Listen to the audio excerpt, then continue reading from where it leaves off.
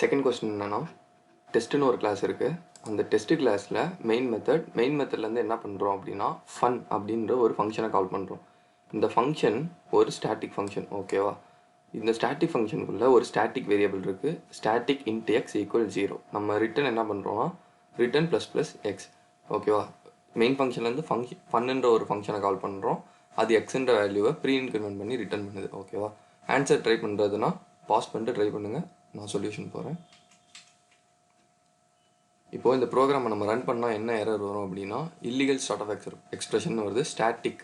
இப்போது ஏன் இந்த எரர் வருது அப்படின்னா, static stuff belongs to the classes more then and object அப்படின்னு நம்ம பார்த்துருப்போமா, ஸ்டாட்டிக் வீடியோ நம்ம சேனலில் போடும்போதே அதை பார்த்துருப்போம், ஓகேவா?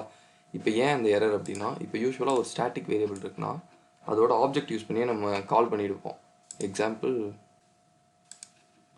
இதை வந்து நம்ம இப்படியே கால் பண்ணிப்போம். இப்போ டெஸ்ட்டு டாட் ஸ்டாட்டிக் வேரியபிளாக இருந்துச்சுன்னா test dot X equal to 90 இப்படி நம்மளால் ஆக்சஸ் பண்ண முடியணும். ஆனால் இங்கே என்ன ப்ராப்ளம் அப்படின்னா, இதை நம்ம லோக்கலாக டிக்ளேர் பண்ணியிருக்கோம் இல்லையா?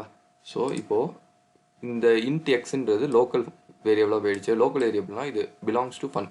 ஆனால் ஸ்டாட்டிக் அப்படி கிடையாது, static belongs to the class. இங்கே நம்ம லோக்கலாக டிக்ளேர் பண்ணுறது பாசிபிள் இல்லை.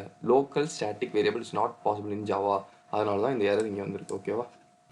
அப்போது ஜாவாவில் எங்கே மட்டும்தான் ஸ்டாட்டிக் வேரியபிளை டிக்ளேர் பண்ண முடியும் அப்படின்னா, டேட்டா மெம்பராக மட்டும்தான் பண்ண முடியும். டேட்டா மெம்பராக பண்ணால் அப்போ அந்த கிளாஸுக்கு ஓனர்ஷிப் போயிடும். ஸோ வேறு கிளாஸ்லேருந்து நம்ம கிளாஸ் நேம் மட்டும் வச்சு ஆக்சஸ் பண்ணிக்கலாம். ஆக்சஸ் பண்ணணும் அப்படின்னு நினச்சோன்னா இப்போது என்னால் பண்ண முடியும்.